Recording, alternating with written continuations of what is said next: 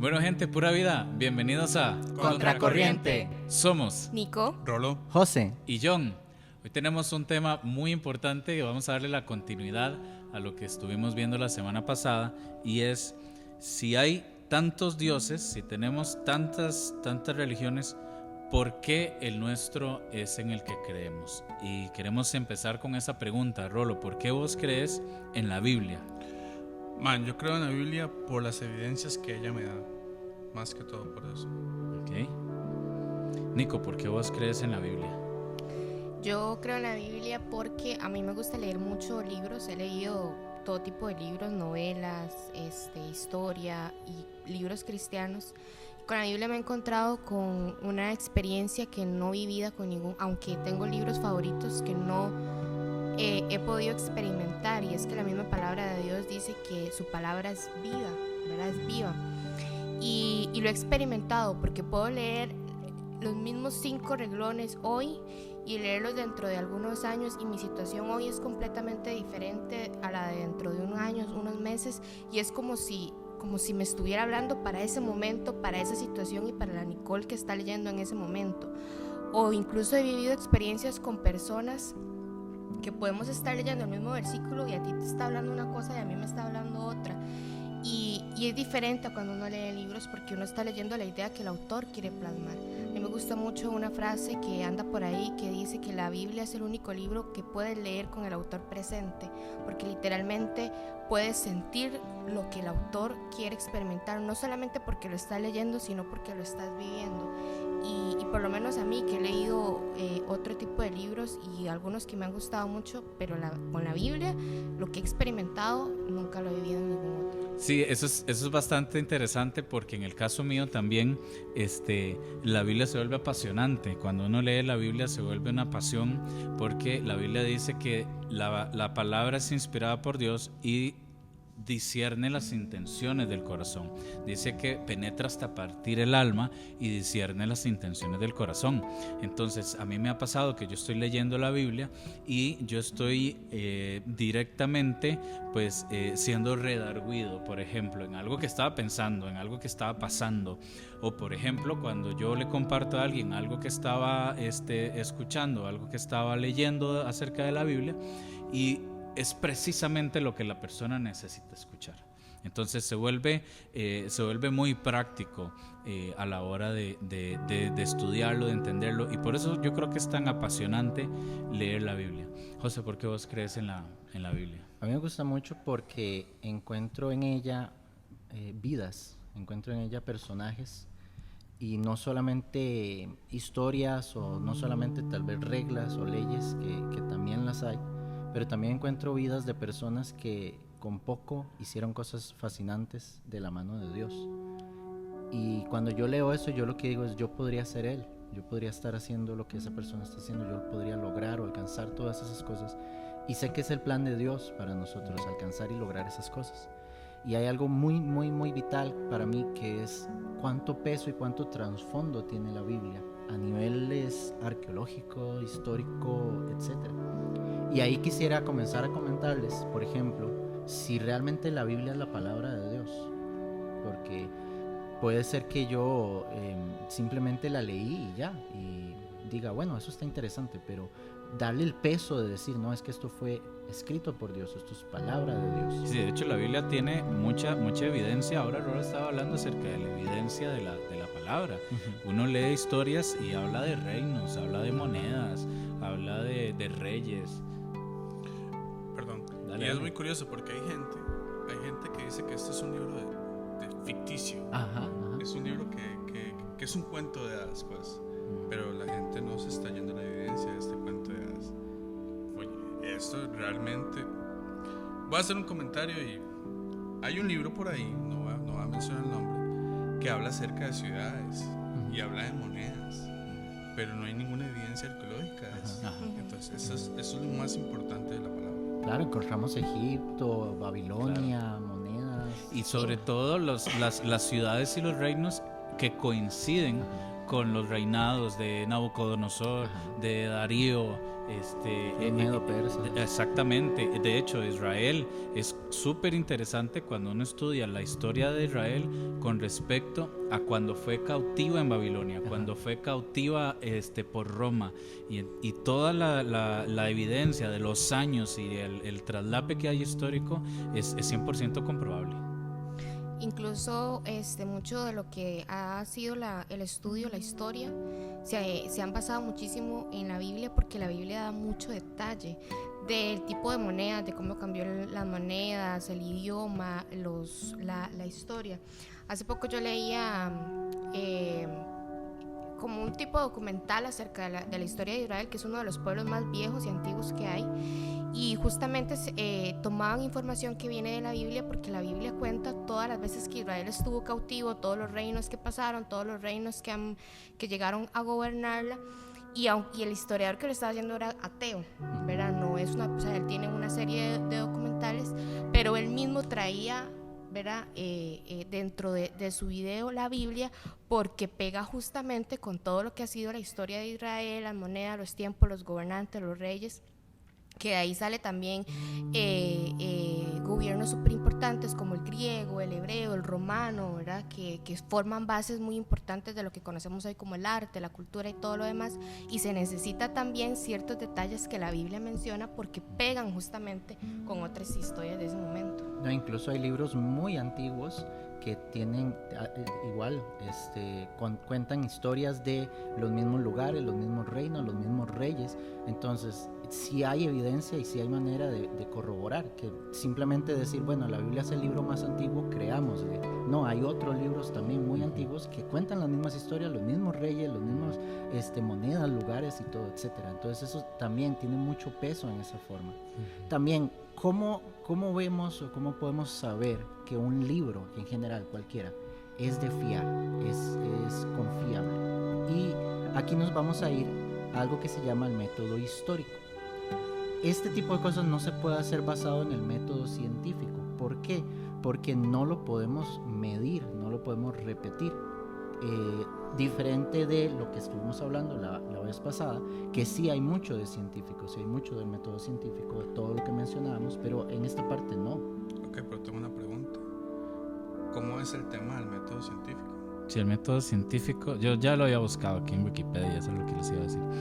El método científico es observación, medición, experimentación e hipótesis.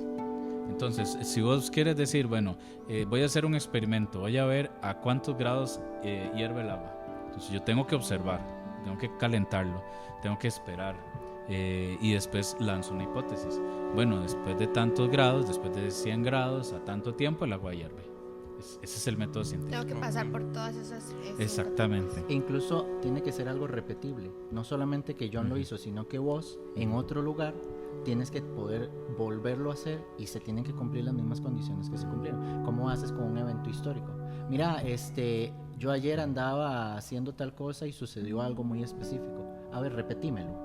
Volverlo a hacer aquí para creerte. O sea, sí, no ¿cómo podemos decir que la Biblia es científicamente comprobable, como verás, a excepción pues de comprobar las historias que hay en su evidencia arqueológica, por ejemplo? Y la pregunta es, bueno, ¿por qué utilizamos eso como excusa y no lo usamos con otros libros? Porque entonces ningún libro es comprobable científicamente, ningún libro histórico. ¿Por qué entonces no refutamos los otros libros y sí la Biblia? No, y no solo libros. ¿Cómo yo puedo decir científicamente que alguien es bonito?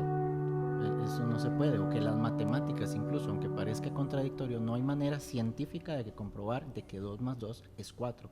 Pero nadie lo refuta. Todos estamos de acuerdo en que esa es una realidad. Hay muchas cosas que no se pueden comprobar mediante el método científico, pero eso no les quita validez. Y hay otros métodos para confirmarlo. Y para la historia está el método histórico. ¿Cuáles son los puntos? Bueno, toda obra antigua mide su veracidad por la cantidad de copias que tiene, sin importar el libro que sea. Entre más temprana sea la información, es más creíble, más cercana, al evento, a la fuente. Al evento, a lo que sucedió, exactamente. Si hay testigos oculares, eso es muy importante. Si hay testigos vergonzosos, esto es interesante. Si yo cuento una historia vergonzosa de alguien, es muy probable que sea cierta. Y en la Biblia existen testigos vergonzosos. Testimonio enemigo que no tiene afinidad. Y aquí recuerdo, ahora estábamos mencionando un libro que habla de que inventaron una máquina del tiempo y dijeron, bueno, vamos a mandar a alguien a ver al tiempo de Jesús, a ver a Jesús. Y dijeron, bueno, si mandamos a un cristiano y resulta que no existió Jesús, va a llegar mintiendo, va a llegar diciendo, no, sí existió, es un tipo maravilloso y no sé qué. Si mandamos a un ateo y sí encuentra a Jesús, va a decir, no, no existió, nada que ver, todo es una mentira. Mandemos a un agnóstico, que ni fu ni fa, como decimos. Y bueno, ya ahí se desarrolla todo. Esos son testigo enemigo, pero que no tiene afinidad, que él no tiene por qué exagerar cosas, ni tiene por qué quitar cosas tampoco. También que tenga múltiples fuentes independientes. Con solamente 2 fuentes independientes, 2 personas que puedan comprobar que algo sucedió, ya se toma como veraz. Una fuente es que habla acerca de... Una persona o alguien, un libro que hable algo acerca de este punto que queremos averiguar. Alguien externo que haya mencionado. Alguien externo, exactamente. Con solamente 2 personas independientes que no tengan relación entre sí, ya usted puede decir, bueno, esto es veraz. A veces con uno solo. Y Jesús tiene 11 fuentes independientes, 11 libros, personas, tanto enemigos, o sea, personas que no necesariamente eran cristianas, como personas cristianas, etcétera. 11 fuentes de hecho, no solamente la Biblia habla de Jesús, claro. Hay muchos otros libros y de ser considerados sagrados que mencionan a Jesús. O sea, es imposible quitar de la historia la figura de Jesús. Exactamente. Ok. Y después que tenga coherencia con la realidad. Si yo les empiezo a contar una historia y les empiezo a decir, mira, es que yo a las 10 de la mañana estaba en San José y a las 10:05 estaba pasando por la Torre Eiffel, se teletransportó. Eso hice así o hice así. Una de dos, porque no es coherente. Entonces inmediatamente ustedes van a decir, esto no es real. Bueno, entonces tiene que tener coherencia con la realidad, tiene que ser algo lógico, ¿verdad? La obra de Tácito, por ejemplo, que es un libro muy antiguo, tiene una única copia y nadie duda que sea real. Flavio Josefo tiene 9 manuscritos con copia de los siglos X y XI. Estamos hablando de casi 1000 años después las copias. Y él es contemporáneo de Jesús. No es como para decir, bueno, no, es que en la época no había internet como para que se difundiera rápido. No, es contemporáneo de Jesús. La obra de Homero tiene 630 copias, la Ilíada, que es uno de los libros más antiguos, y nadie lo pone en duda. Tiene 630 copias, y son del siglo II y III después de Cristo, y estas obras fueron escritas el 7 antes de Cristo. Estamos hablando de 10 siglos aproximadamente. El Nuevo Testamento tiene 5.700 copias, y datan apenas entre 10 y 90 años luego del tiempo en que se vivió. Y uno dice, 90 años, ya es un abuelito o algo así. Imagínense a un niño, 8 años, 7 años, una cosa así, que está viendo lo que está sucediendo. Bueno, 90 años o entre 10 y 90 años va a estar vivo. Y que hay que tomar en cuenta que en esa época la gente era mucho más longeva. Entonces, 90 años eran chiquillos. Pero yo creo que una de las cosas que hay que tal vez aportar es que muchas de estas copias son sometidas a diversas pruebas para determinar la edad del libro. Entonces, si el Tácito, se sometió a una prueba de carbono y resultó que era 1000 años. Eso es muy importante para que la gente pueda entender que, no es que porque digamos, no, es que fue 90 o 10 años después del evento. No, es que hay una prueba de carbono que dice que ese libro data de esa fecha. Exactamente. Y también uno dice, ¿por qué se esperaron 10 años para escribirlo? Bueno, es que no se estaba pensando en escribir un libro. No estaban pensando, mira, voy a hacer el libro más vendido de la historia, que por cierto lo es. No se estaba pensando, no se tenía eso en mente. Y cuando ya comenzaron a morir algunos testigos, empezaron a ver la necesidad de escribir algunas cosas. Pero eso es para el Nuevo Testamento. Para el Nuevo Testamento. Para el Nuevo Testamento, porque ya el Antiguo Testamento, los ¿cómo es que se llaman estos? Los que abrían los rollos. ¿Papiros? Sí, los rollos se le llamaban también. Ya eso era algo que existía. Y es curioso porque las copias eran a mano. O sea, ellos tenían que tomarse y no podía tener errores. Tenía que hacer toda la copia a mano y ya existían toda esa primera parte de lo que conocemos como Antiguo Testamento.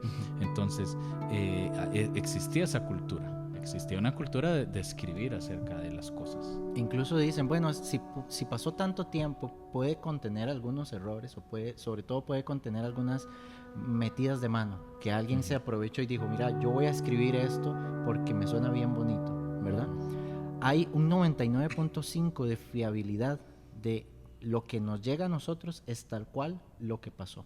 Y yo creo que eso tiene mucho que ver con lo que John mencionaba, que era la cultura que había en ese momento, porque ahora estamos muy inmersos en la cultura en la que vivimos, en donde todo es digital, y parece mentira, pero por ejemplo no tenemos la misma memoria, porque todo lo tenemos a nuestro alcance. En ese momento había una cultura de todo se escribía, o sea, literalmente la gente no tenía acceso a ningún tipo de herramienta que les facilitara la vida. Entonces lo que se hablaba era muy literal porque sus memorias eran mucho mejor que las que tenemos antes y porque la cultura de relatos era diferente a la de ahora. Ahora no es tan normal que yo llegue y cuente una historia. En ese momento era lo del día a día, ¿verdad? Los abuelitos se sentaban a contar historias, o sea, era la cultura del momento. Eso era también parte de, eso responde a un mandato, pero tal vez no para ahondar en el contenido de la Biblia per se, pero sí ilustra muy bien el tema, porque Dios prohibió las imágenes. No se hagan imágenes de lo que está creado en el cielo ni en la tierra, etc. Entonces, la forma de enseñarle los padres a los hijos acerca de su creencia de Dios era narrando historias. Es curioso porque la Biblia repite varias veces el Dios de nuestros padres, el Dios de Abraham, el Dios de Isaac, el Dios de Jacob, porque eso era una tradición que se iba contando de generaciones en generaciones, y se acudían mucho a esto, a los manuscritos, a lo que la gente escribía, a las historias que ellos contaban. Sí, no, incluso era lo que había. Ahorita tenemos tanto exceso de información que no sabemos muchas cosas. En esa época era lo que había, era lo que se hablaba. Les voy a poner un ejemplo tal vez un poco salido, pero cuando yo estaba pequeño tenía casi que un videojuego y yo lo exprimía y le sacaba el jugo porque era el que tenía. Ahora tengo tantos que hay unos que ni he empezado, hay otros que dejé a medio camino, me aburrí, lo que sea. Pasa exactamente igual. Ahorita hay tanta información que uno dice, bueno, eso ya lo leí por encimita, aquello de allá sí profundicé un poquito más. Pero en esa época ellos vivían eso, era constantemente lo que tenían a mano. De hecho, con base en todo esto que estamos hablando acerca de por qué creemos en la Biblia y en la veracidad de la Biblia, hay un argumento ateo que dice que la Biblia fue escrita por hombres y que fue manipulada. Ajá. A conveniencia. Entonces, no, mire, realmente Jesús no vino en diciembre. Bueno, eso sí es comprobable. Pero mire, es que la gente lo que en realidad pasó fue que era la fiesta del Dios Sol. Entonces la gente se lo atribuyó a Jesús y entonces lo que están haciendo es tener más seguidores. A ver, vamos a partir del hecho de que Jesús no nació en diciembre, pero nació. Y que las cosas se dan de una manera comprobable es muy diferente al argumento ateo que dice el libro ha sido manipulado a conveniencia. ¿Conveniencia de quién? Tantas personas que han participado en la escritura de la Biblia y que coincide. Y es que es tan importante el hecho de Jesús que al punto que vino a marcar la historia. ¿Por qué? Porque ahora la historia se escribe AC y DC. Entonces, ese evento ya afirma la existencia de Jesús. Sí. Eso es muy importante. Sí, es inevitable. A ver, no existe la forma de decir que Jesús no vino a la tierra. O sea, hay demasiada evidencia histórica y hay demasiada evidencia tangible que relata pues que realmente Jesús vino. Hasta la persona que se considere más atea tiene que reconocer que Jesús vino. Y que no solamente como que pasó, ¿verdad? Sino que incluso las personas, historiadores, pensadores, filósofos, que no lo consideran un dios como quizás nosotros, pero sí lo consideran uno de los mayores pensadores de la historia, sobre todo porque los mayores pensadores tienen que tener una característica y es la cantidad de masas que mueven por sus filosofías, y Jesús está entre el que por supuesto ha movido mayores masas y a través del tiempo. Entonces ni siquiera podríamos decir Es que como el Juan Santamaría de aquí de Costa Rica, es que existió un Juan Santamaría, pero se le atribuyeron algo. No, Jesús se le atribuye que si no, aún los que no comparten nuestra fe, pero definitivamente fue alguien que marcó la historia de la humanidad. Claramente. Y bueno, cuando dicen, bueno, es que tiene errores, tiene fallas. Lo que les decía ahora es que tenemos un 99.5 de fiabilidad. Y lo que cambian son ciertos aspectos muy pequeños gramaticales, como por ejemplo que en una versión diga tenemos paz y otro tengamos paz, pero al final el paz está y es la misma idea. Después tenemos pruebas proféticas. Absolutamente todas las profecías del Antiguo Testamento se cumplieron y todas las del Nuevo Testamento se siguen cumpliendo hasta el día de hoy. Solamente en Jesús se cumplieron más de 300 profecías mesiánicas. O sea, pegar 300 profecías, o sea, ya con eso, ya usted dice, esto no es un libro cualquiera. Tiene contradicciones, dicen algunos ateos, algunas personas. Ok, vamos a ver, ¿cuáles contradicciones? Y vamos a ver dos puntos que son muy importantes. Uno se llama ipsísima verba y el otro se llama ipsísima vox. Ipsísima verba es con puntos y comas exactamente igual lo que tal persona dijo, vamos a decirlo, es una cita, ¿verdad? Pero también está ipsísima vox, que es cuando yo parafraseo. Una no quita la validez de la otra. Entonces, cuando por ejemplo alguien dice por ahí, no, es que en una parte dice que eran 8 testigos, en otra parte dice que eran 10. Que eran 10 leprosos. Sí, que eran 2 leprosos. Exactamente, bueno, si nosotros tomamos un evento, 10 minutos después de que termine, usted le pregunta a las personas qué sucedió, ya le van a contar una historia diferente. Y eso no dice que sea falso o que no haya pasado. Usted le pregunta a uno y le dice, bueno, éramos como 30, creo. El otro dice, no, éramos 50 por lo menos. O sea, uno no está contando la gente, uno está contando lo que sucedió, pero la esencia como tal se mantiene. Hay un 99.5 de la esencia que se sigue manteniendo. De hecho, si tuviera mucha coincidencia, porque eso también pasa en un juzgado, cuando se tiene que dar un testigo, y si es pero asombrosamente coincidente lo que se está diciendo, más bien es sospechoso. O sea, ¿pusieron de acuerdo? ¿Qué pasó? Estos dos estuvieron hablando. Ajá, exactamente. De hecho hay un libro, no me acuerdo el nombre ahorita, pero hay un libro de un brother que es un detective de homicidios. Un Sherlock Holmes. Sí.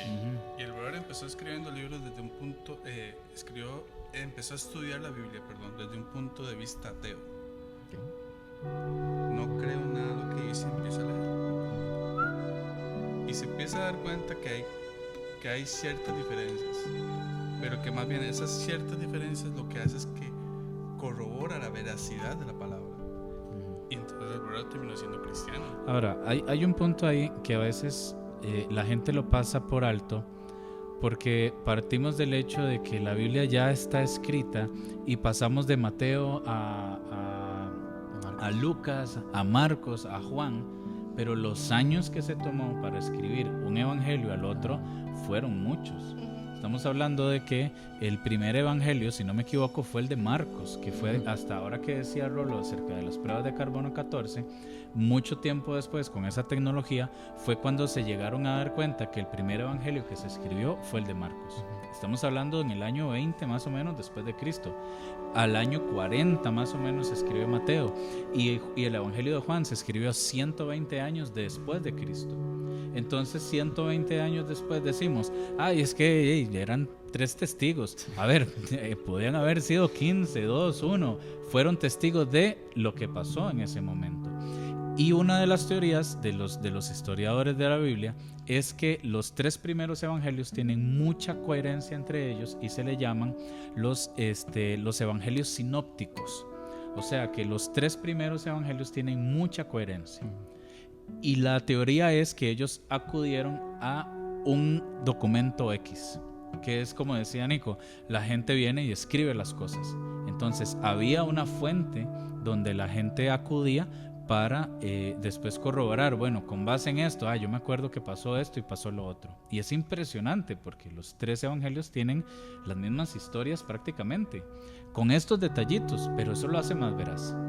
No, y es que no es como que uno tenga en la vida real alguien que está escribiendo todo lo que uno está haciendo. O sea, después, si nosotros queremos escribir, nos tendremos que reunir nosotros 4 y mira, ¿qué fue lo que hicimos? Sí, pusimos las cámaras, pusimos los micrófonos y a pura memoria. O sea, no es que alguien está aquí tomando nota al pie de la letra de lo que está pasando, en la época tampoco. Y justo lo que como iniciamos hablando y que tiene que ver con las contradicciones, que lo que hacen es simplemente más bien comprobar lo que ya creemos, es porque los evangelios cuentan la misma historia, pero podemos leer la personalidad de cada uno de los que lo está escribiendo. Y a mí, por ejemplo, uno de los que más me gusta es Lucas, porque Lucas era doctor. Entonces podemos ver desde él una perspectiva muy diferente, ¿verdad? Que leer a un Juancito, ¿verdad? A un Marcos. Con Lucas, incluso Lucas decide omitir ciertos detalles, o casi muchísimos detalles, y él va al grano, ¿verdad?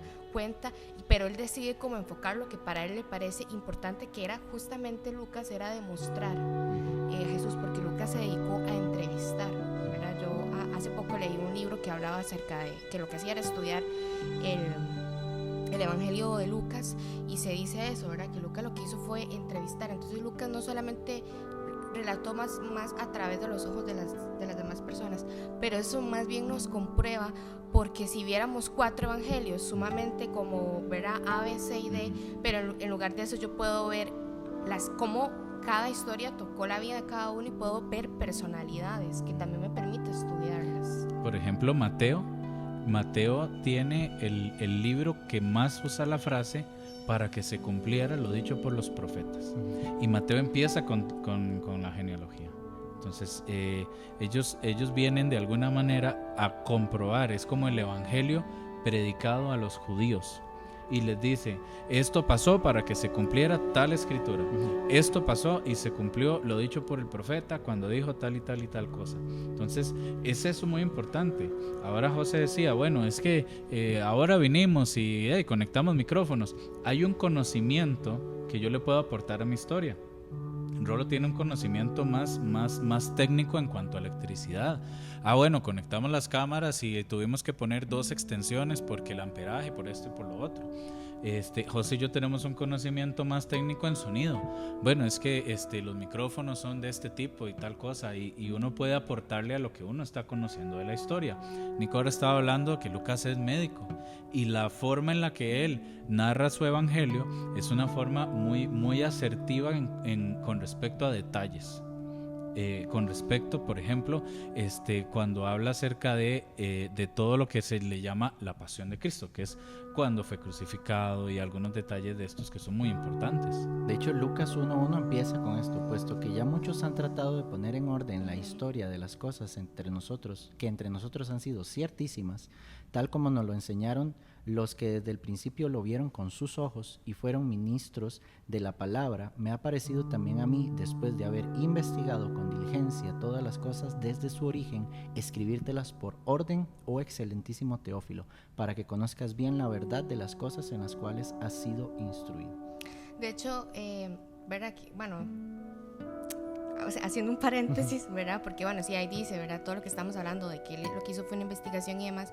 Algo que a mí me parece como muy lindo, muy cozy de Lucas, es que Lucas no escribió eso pensando en me voy a ser famoso y miles de años después. Lucas hizo toda esa investigación, y volvemos a lo mismo, la cultura de ese tiempo, y escribió todo el evangelio de Lucas para un amigo, para Teófilo. Para que tuvieras las cosas en orden. Para él, como explicarle a él todo, hizo toda la investigación, como que yo diga, voy a ponerme así, disciplinadamente, y todo lo que conlleva escribir un libro, simplemente para que una persona lo lea. Y ahí vemos como la dedicación y el amor y todo lo demás, pero además la cultura que había en y Lucas va más allá, porque Lucas escribe los hechos. Entonces Lucas no solamente escribe la parte del evangelio de la historia de Cristo per se, sino la historia de la iglesia. Entonces, el Señor ascendió, y a partir de ahí que, bueno, estaban reunidos en un aposento y vino el Espíritu Santo. Incluso narra también parte de la conversión del apóstol Pablo. Sí.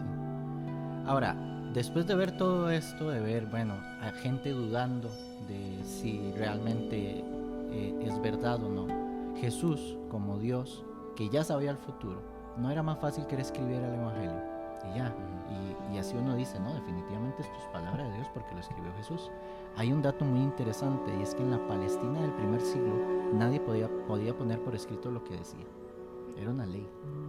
Y Jesús la conocía claramente, Jesús cumplió todas las leyes. Entonces él sabía que no podía ponerlo por escrito porque la ley se lo impedía.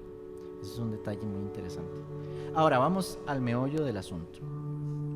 Podemos demostrar que en un punto A de la historia Jesús estuvo vivo, en un punto B estuvo muerto y en un punto C estuvo vivo de nuevo, porque en eso se basa el cristianismo, en eso se basa nuestra fe.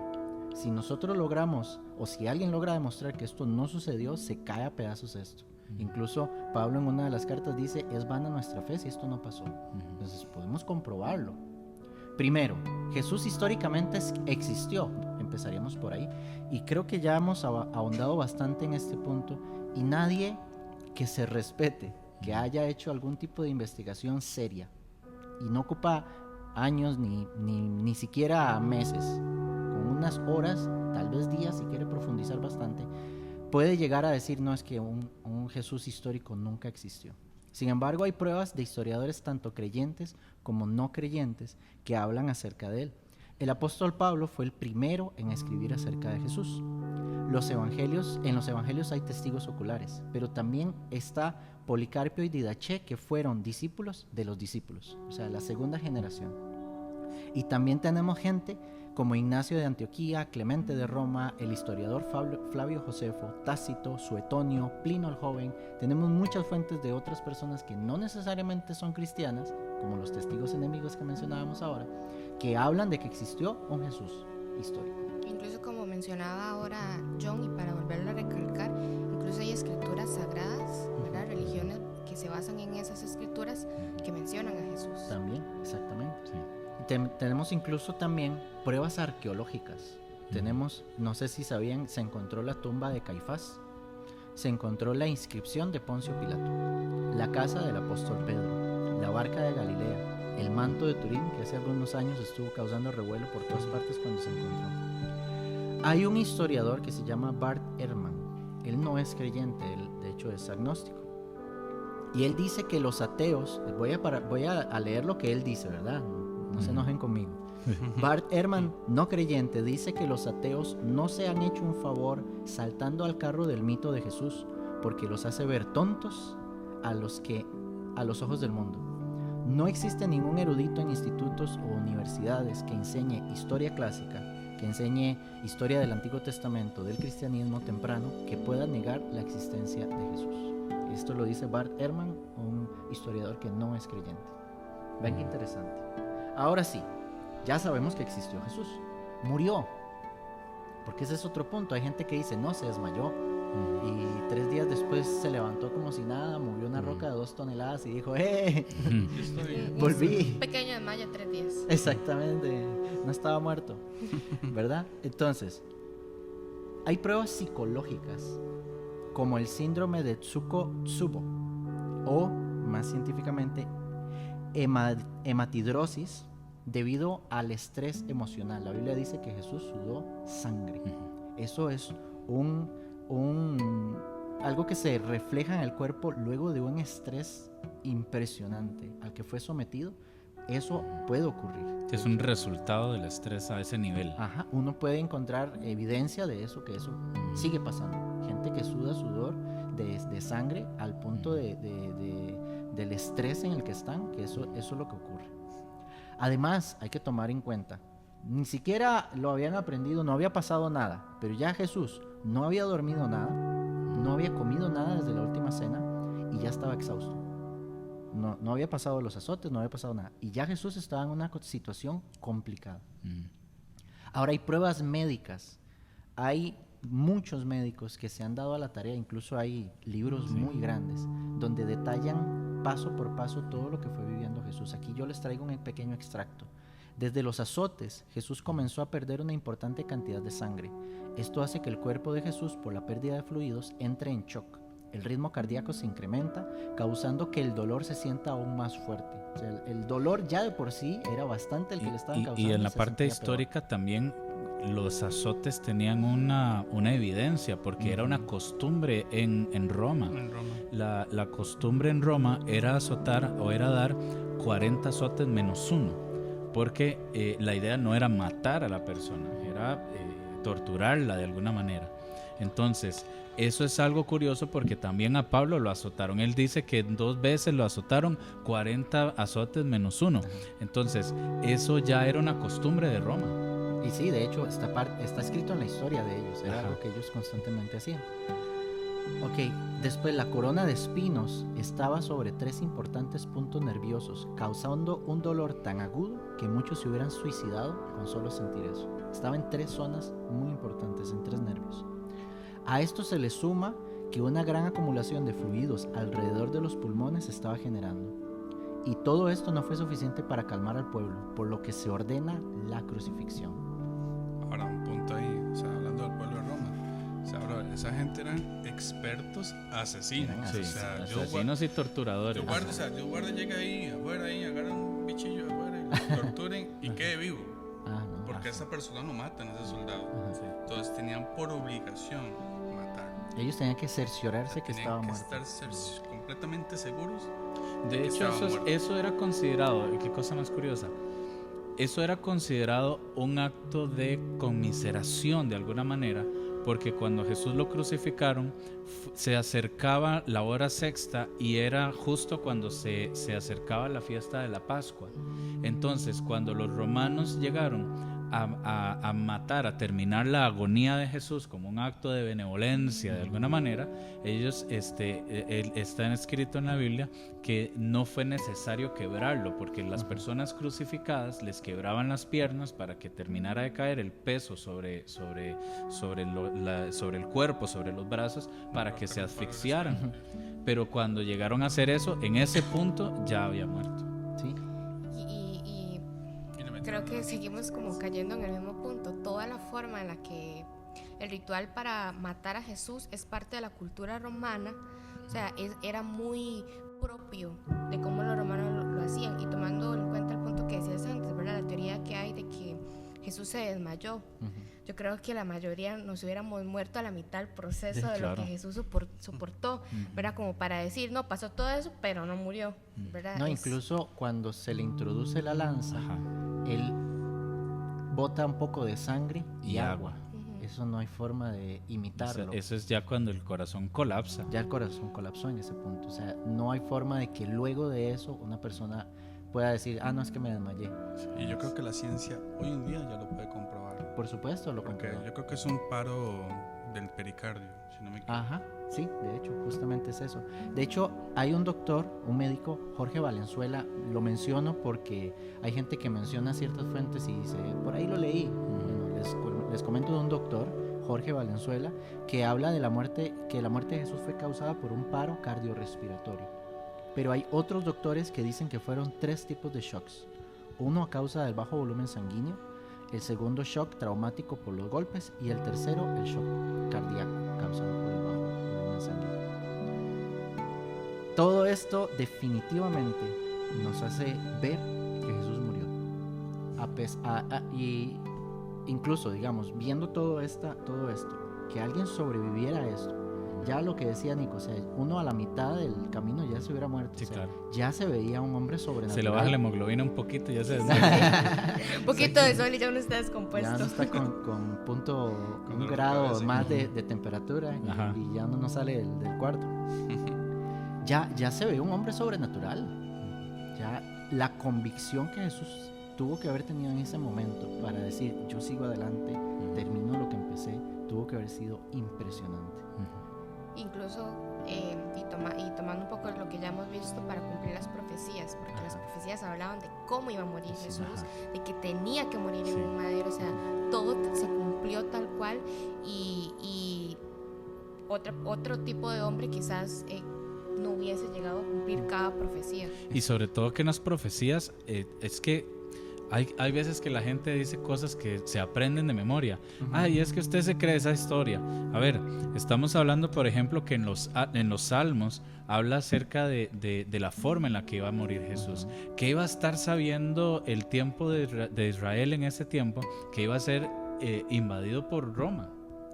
Porque si yo dijera, ok, yo escribí la Biblia antes y ya yo estoy viendo, no, es que Roma ya fijo van a llegar acá. O sea, ellos estaban esperando a un Salvador, a un Mesías que fuera un libertador político, que liberara a la nación. De hecho, Incluso se lo preguntaron a él. Pasan como 2000 años. Claro, Sí, y entonces desde los tiempos antiguos, desde el Antiguo Testamento, desde los Salmos, desde Isaías, se estaba describiendo cómo iba a ser crucificado Jesús, que iban a estar ellos sabiendo que 2000 años después iban a ser invadidos por Roma, por ejemplo, como para llegar tan certeramente a la forma en la que murió.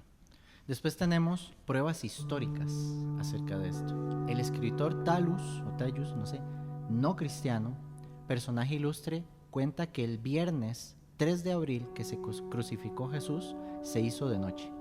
Él escribió esto: en todo el mundo hubo una oscuridad terrible y las rocas se partieron por un terremoto y muchos lugares de Judea y en otros lugares quedaron destruidos. Que es un relato que concuerda con algo mencionado en la Biblia. Ajá, que se hizo de noche y que tembló, de hecho. Y que es un él historiador, sí, es una persona que no es cristiano. Exactamente, Solo... pero dice, mira, se hizo de noche, voy a escribirlo. Hubo un temblor, voy a escribirlo. Y justamente calza con lo que ocurrió. Bien, definitivamente Jesús murió. No hay manera de decir, no, fue un desmayo. Por la manera en la que fue torturado, no pudo haber sobrevivido a eso. Él murió. Y lo que decíamos ahora, eran expertos asesinos. Ahora viene el último punto, resucitó. Y ahí es donde viene todo este asunto. Hay pruebas históricas, sí. Jesús, a quien primero se le apareció, fue a un grupo de mujeres, quienes lamentablemente en la época carecían de credulidad para ese tiempo. Por lo que si alguien hubiera pensado en inventar una historia, nunca hubiera iniciado el rumor por mujeres. O sea, le iban a decir, no, es que son mujeres quienes lo están diciendo. Jamás hubieran usado a mujeres para inventar algo que sabían que no era cierto. Sí, es que es por un tema cultural. Ajá, correcto. De la época. Luego de la resurrección de Jesús, perdón, ibas a decir algo. No, que sí, que si yo quiero iniciar un chisme, voy a donde la persona más influenciadora. Ah, sí, exactamente, el más conocido. Uh-huh. Luego de la resurrección de Jesús, luego de la resurrección de Jesús, que se apareciera a sus discípulos, ellos cambiaron por completo su forma de vivir. Todos los discípulos murieron de forma horrible. Primero dice la Biblia que todos se escondieron. Cuando Jesús fue crucificado, todos se devolvieron a la pesca, todos se fueron a esconder, todos se metieron debajo de una piedra. Pedro no esperó ni siquiera a que lo mataran, ya lo estaba negando, lo negó 3 veces. Sí. Y todos volvieron a sus antiguas profesiones. Y todos volvieron a sus antiguas profesiones. Exactamente. Y luego de eso, luego de que Jesús resucita y se presenta ante sus discípulos, todos sus discípulos cambiaron radicalmente su forma de vivir, su forma de predicar el evangelio, todo. O sea, ¿quién, a sabiendas de que esto es una mentira, se va a exponer a una muerte como la que vivieron los discípulos? Es que los torturaron igual. Dice la Biblia que Pedro fue crucificado pero boca abajo, porque él dijo, yo no soy merecedor de ser crucificado igual que Jesús. Lo crucificaron boca abajo. Hubo gente, Juan, que era el último que quedó con vida, lo hirvieron en aceite y quedó vivo. O sea, fueron torturas espantosas. Voy a hacer un comentario un poquito salido del tema, pero es muy curioso que la gente, Pedro murió de cruz invertida porque no quería morir igual que el maestro. Pero hoy vemos en el mundo un montón de gente que se autoproclama anticristiano con cruz invertida. Sin saber que también está en la Biblia. Sin saber que también está en la Biblia, y aparte que también está que ese acto viene detrás de un brother que llegó y no quiso morir. De humildad. Por mucha honra. De humildad, sí, exactamente. Entonces... Estas son cosas que siempre pasan. Por ejemplo, es como en son de burla decir una gran verdad. Ajá. Cuando el Señor Jesús fue crucificado, le pusieron un rótulo en son de burla que decía, este es Jesús, el Rey de los judíos. Y yo pienso que Dios usa mucho eso, que la gente aún en un tono sarcástico está diciendo grandes verdades. Y esto... Estaba viendo un documental en Netflix que se llama La película del apóstol Pablo, véanlo, está muy bueno y sobre todo está históricamente muy bien narrado. Esto surge justo para los tiempos de Nerón, cuando él quemó Roma. él quemó Roma y le echa la culpa a los cristianos. Y empieza, la película es muy ruda porque empieza justo cuando tenían la costumbre, y esto es algo histórico.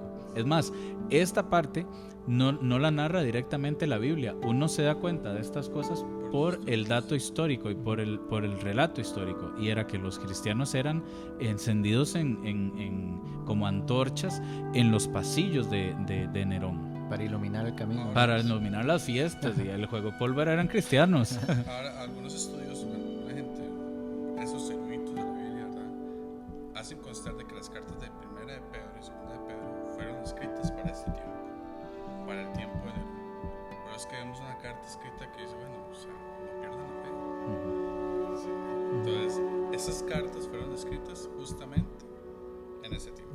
Y lo curioso que lo que estábamos diciendo ahora es, a pesar de las torturas tan fuertes, estamos hablando de que le decimos, niegue a Jesús o le prendemos fuego.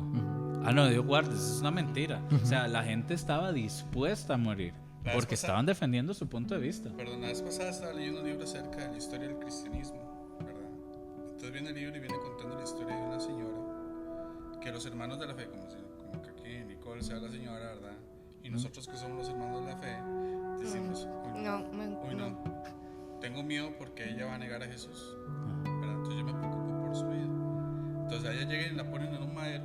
Los romanos tenían esa costumbre, la ponen en un madero, y desde el madero ella alentaba a sus hermanos a que no negaran a Jesús.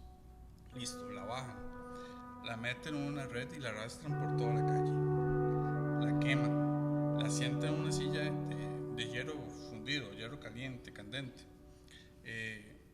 le matan a los hijos, le hacen un montón de cosas y ella no niega a Jesús. Ahora, ¿cómo murió esta señora? Murió por una corneada de un toro. Entonces, ¿a qué voy con esto? O sea, a la importancia de que esa gente estaba dispuesta a sacrificar todo, aún su propia vida, con tal de que esta verdad fuera traspasada al tiempo. Y es que voy a lo que dijo Gamaliel cuando llegó y dijo, no, varones hermanos, que si esto es un simple movimiento, ¿verdad? Se está profeciando, va a desaparecer. Pero si persisten, no saben que ustedes estén peleando contra Dios. Entonces, ¿cuántos años han pasado? No, y de hecho, todo eso, verlo en personas que vieron a Jesús.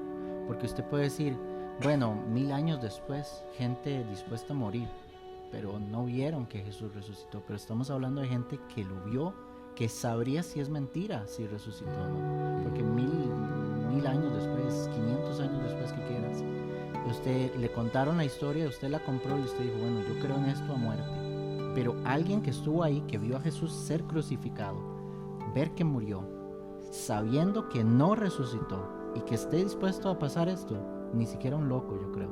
Sí, se podría, digamos, porque sé, ¿verdad?, que una de las cosas que pueden decir es que se le podría aludir a ser fanáticos, ¿verdad?, la gente que no lo vio. Pero justamente, y uno de este punto es el que a mí más, ¿verdad?, me gusta muchísimo, porque uno ve a los discípulos y uno dice, es que es increíble ver cómo las vidas de ellos fueron transformadas, no solamente cuando Jesús resucitó, sino a mí siempre me ha llamado mucho la atención cuando Jesús los llamó y ellos dejaron su puesto de oficio por seguir a un hombre que acababan de ver. Es que en ese momento Jesús ni siquiera tenía un nombre conocido. Y por ejemplo Marcos, porque Pedro podía volver a la pesca, pero Marcos era, no sé si el único de los pocos porque Marcos era recaudador de impuestos, ¿verdad?, para no equivocarme. Mateo era el único que no podía volver a su puesto, porque literalmente dejó su puesto y se fue, pero él no podía regresar a esa profesión. Y ver ese tipo de pasión. Y otro fenómeno que es, o sea, viendo desde el lado psicológico, es que cuando Jesús muere, ellos quedaron desanimados. Incluso quedaron desanimados de lo que Jesús les había dicho. O sea, ellos mismos se desanimaron de, bueno, y que tanto hablaba y se murió. Y cuando Jesús regresa 40 días después, los encuentra desanimados. Y Jesús tiene como que volverlos a animar. 3 días después. Así, perdón, estaba cuando ascendió. Y eso simplemente demuestra de un fenómeno muy humano. Por supuesto que yo me decepcionaría a ver el maestro que hizo un montón de milagros, que me prometió que volvería, pues se murió y han pasado 3 días y no regresa. Y es un fenómeno muy normal y que simplemente me demuestra esta parte humana. Y luego ver cómo sus vidas son transformadas. Y lo que vos mencionabas, si Jesús no hubiera regresado, yo me hubiera decepcionado. Entonces, como que vos me prometes chocolates y nunca me los traes, me hubiera decepcionado. Creo que jamás hubieran entregado la vida por alguien que les hubiera mentido, ¿verdad? Porque hablando de hombres que literalmente dejaron su vida por seguir a un maestro que luego se murió y no volvió, yo creo que la vida de ellos jamás hubieran dado por alguien mentiroso. Incluso también hay gente que no sigue leyendo o solamente ha escuchado la historia hasta ahí y dice, es que Jesús se le apareció a sus discípulos. Jesús se le apareció a más de 500 personas. En el barrio donde usted vive, Rolo, 500 personas es importante. Si algo pasa y 500 personas lo vieron, de ahí sí, ¿verdad? Tiene que ser demasiado importante. O sea, estamos hablando de algo grande. Y no solo es eso, sino que las 500 personas coinciden en un Vieron lo mismo, exactamente. Por ejemplo, hay gente que dice, no, fue una alucinación. Es imposible, científicamente, ahí sí, que 500 personas tengan la misma alucinación. Pueden haber 10 si quieren. De hecho, científicamente no es posible que 2 personas tengan la misma alucinación, pero pongámosle que fueran 10, pero eran 500 personas viendo exactamente lo mismo. Es imposible. Eso pasó. Por último, para ir ya cerrando, 1 Corintios 15:3, lo tenías por ahí, ¿verdad, Rolito? Porque primeramente os he enseñado lo que asimismo recibí, que Cristo murió por nuestros pecados conforme a las Escrituras. Les enseño o les doy lo que recibí, ¿ok? 1 Corintios se escribió por ahí del año 55 después de Cristo, más o menos. Pablo hace referencia que al comunicar el evangelio a los corintios, él recibió algo, él tuvo algo allí, ¿verdad?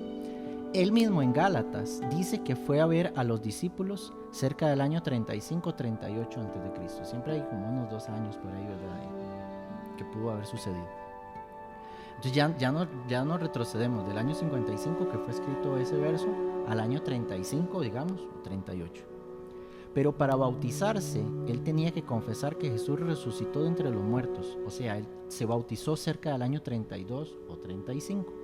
Y Jesús resucitó entre los muertos entre el año o 30 o el 33. Digamos que fuera el año 30. En el año 32 ya él se estaba bautizando diciendo que Jesús resucitó entre los muertos. En el año 35 fue a ver a los discípulos. En el año 55 está escribiendo ese verso.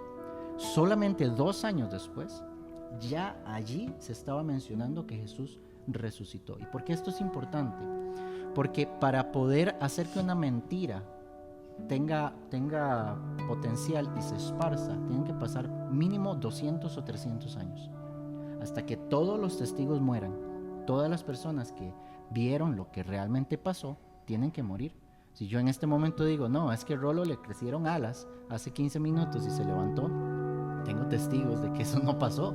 Es imposible. Entonces yo tendría que esperar primero que se mueran todos y no me muero yo primero. O dejar por ahí la cuñita, decirle, mira a alguien, ocupo que inicias este rumor cuando yo me muera. Y si no, dígale a su hijo, 2 años, solamente pasaron 2 años y ya se estaba mencionando que Jesús había resucitado entre los muertos. Es imposible iniciar un rumor en tan poco tiempo, menos en esa época. Es que me tomé un Red Bull. Le salieron alas. Y después está el factor de Jerusalén. Todo ocurre en Jerusalén.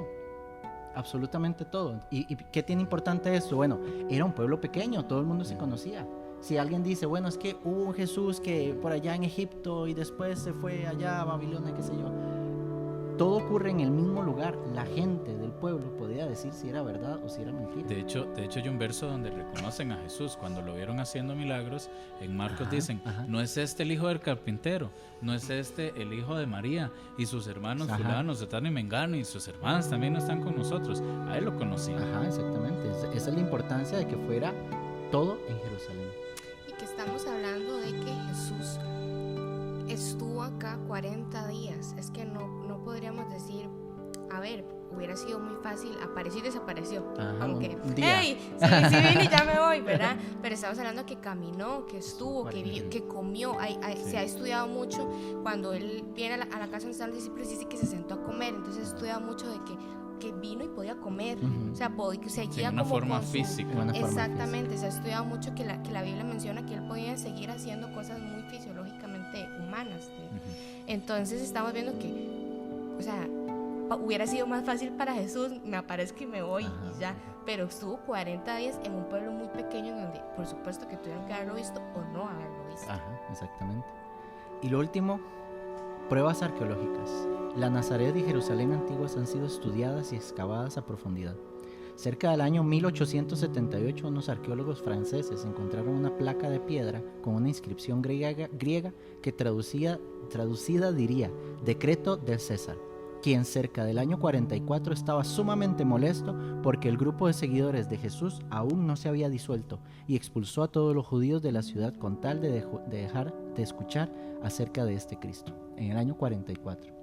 Y el doctor Paul L. Meyer dijo: no se ha encontrado ninguna partícula de evidencia en las fuentes literarias, epígrafes o pruebas arqueológicas que desaprueben que la tumba en donde Jesús fue puesto estaba vacía la mañana de la primera Pascua. No existe ni un rastro, ni una partícula, dice él, de evidencia que pueda sostener que esa tumba no estaba vacía ese día. Yo pienso que para algunos es más fácil seguir una corriente. La Biblia habla de las corrientes de este mundo.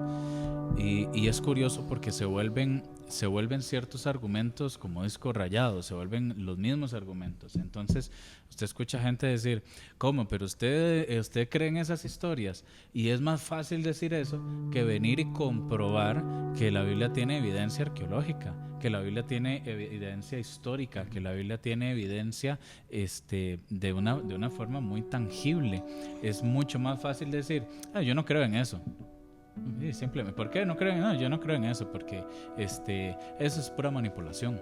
Pero cuando uno se da cuenta que la Biblia realmente tiene una forma de comprobación histórica, pues es ahí donde uno dice, ya es más fácil no creer en Dios para algunos que simplemente ahondar un poco en un argumento. El problema de creer en Dios es todo lo que contrae.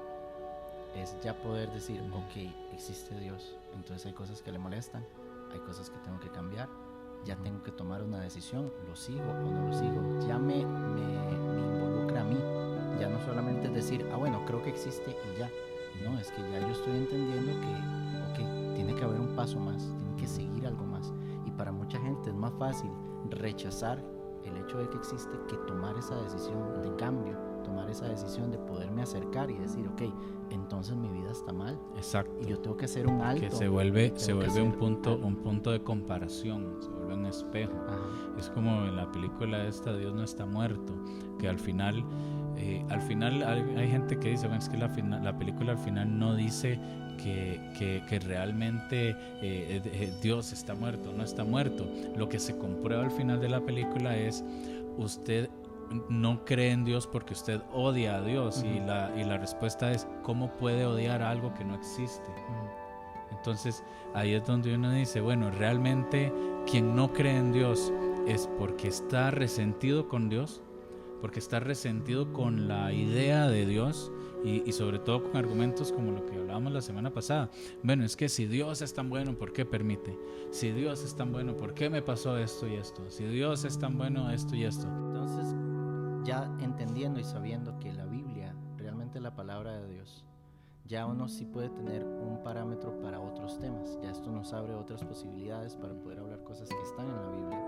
Temas como la ansiedad, la depresión, el aborto, temas complicados que la Biblia habla y que ya ahora sí pueden entender el por qué tomamos como base la Biblia. Y simplemente no es como un libro ahí de historietas que quisimos agarrar para ver qué era lo que decía, sino ya entendiendo que realmente la palabra de Dios, porque si Jesús resucitó, todo lo que está en ella es real, es verdad. Entonces ya teniendo este parámetro podemos abordar este otro tipo de temas.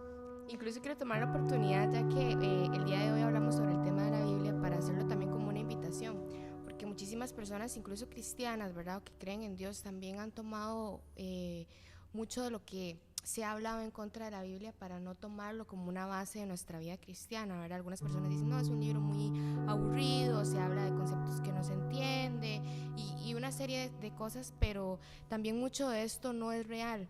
Y quiero tomar la oportunidad para animarlos porque es un libro muy interesante, como pueden ver es muy apasionante cuando uno realmente se empapa mucho de este tema.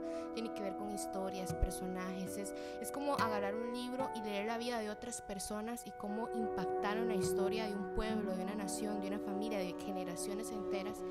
Y quiero tomar la oportunidad para que tal vez personas que tenían por allí la curiosidad, lo han estado postergando, que vean que es un libro sumamente serio, que nos da un criterio moral, que está sumamente comprobado, que definitivamente debería ser para nosotros una base en nuestra vida cristiana. Que no solamente es un libro viejo, anticuado, retrógrada, como muchos piensan. Hay mucho que sacar de ahí. Y lo curioso de esto es que ya nosotros, por haber comprobado pues que sí, que existe Dios, ya tenemos todo un parámetro, tenemos una medición. Entonces a partir de ahí decimos, bueno, si Dios existe y si la Biblia existe y es real, bueno, lo que dice la Biblia nos da una serie de parámetros que es importante leer y escudriñar, como decía Mico. Voy a hacer un comentario, o sea, no solo podemos encontrar historias de personajes, podemos encontrar historias de poesía, historias de amor, canciones, ver canciones, traiciones. No se pierda. No, o sea, es que es un libro muy completo. Sí. Si lo queremos ver como un libro, es un libro muy completo, pero no solo eso, sino que también tiene el poder de transformar una vida. Eso es lo más importante. Y eso es lo más importante. Sí, yo creo que eso es a final de cuentas lo que uno mejor puede testificar de la Biblia, y es que me transforma, me cambia, me ayuda a ser cada vez mejor. Bueno, yo creo que cerramos acá. Muchas gracias a todos por acompañarnos. Esperamos que lo hayan disfrutado tanto como nosotros. No se pierda los próximos episodios que vamos a estar compartiendo desde acá, desde estos medios. Entonces, muchas gracias y bendiciones. No se olvide darle like, Gracias. compartir y escribirnos ahí en los comentarios. Claro. Hasta luego.